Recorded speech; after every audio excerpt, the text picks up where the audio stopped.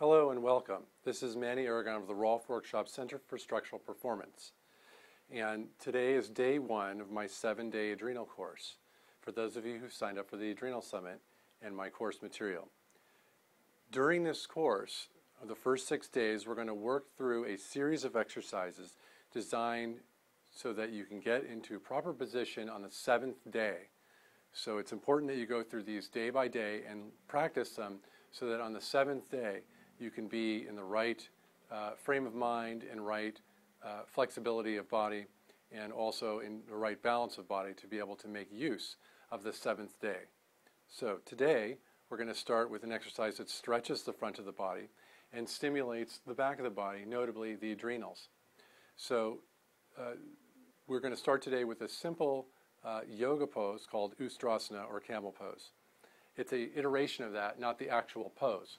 So as I'm not teaching yoga here, I'm teaching adrenal stimulation. Alternatively, stimulation and release helps to get the adrenal to a place where it's used to both stimulation and regeneration as opposed to simply just discharging all of its contents and being depleted.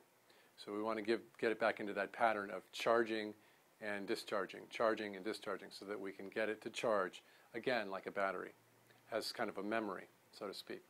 So we're going to start with our legs hip-width distance apart on my knees.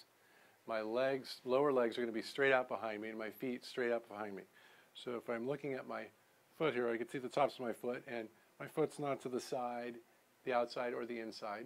It's straight back. My legs are not towards the center or away from the center. They're parallel to one another. Okay, so here we go. Now, I'm going to start by lifting my collarbones towards the ceiling. There's a straight line along the front side of my body from the knee all the way to my shoulder. So I'm not back, I'm not forward, I'm not slouched, but I'm vertical and erect. And then I'm going to lift my collarbones. As I lift my collarbones, I want to make sure I'm lifting my collarbones and not just simply letting my head fall back and collapsing the neck, because that's actually detrimental and could hurt you over time or even immediately if you do that too quickly. So we're not collapsing anything here. This is all active stretching, active stimulation. So here we go. Again, the shoulder girdle goes up and back. The collarbones go up towards my chin. The front of my body begins to stretch and lengthen. The back of my body begins to engage. And then I will just keep going with this. Lifting my collarbones, lifting my chest towards the ceiling, lifting my chest towards the ceiling, and then I'll come back and just touch the tips of my feet. Notice I haven't taken my head back yet. Now I can take my head to a comfortable medium here, where I'm not collapsing, but I'm not grasping my neck. So I'm just in the medium, in between here.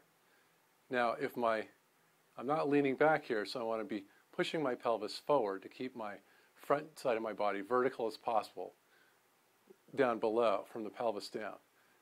And I expand into my upper pectoral muscle here as I breathe into the side of my armpit here.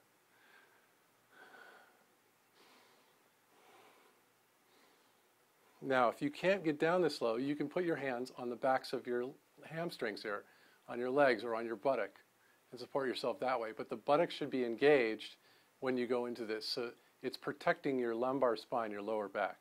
You never want to compress that. You want to protect it.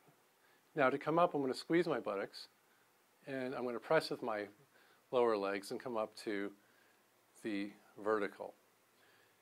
And then to cool down from this exercise into counter pose, I'm going to go into something called child's pose. And I just sit my buttocks down towards my feet, and I stretch my arms out in front of me. If my head can sit softly on the floor, I do that. I just let my head sink into the floor, and I focus on my lower back that's been compressed a little bit or stimulated a little bit from this pose to release it. And then I come up. That's it. It's pretty straightforward. It's pretty easy.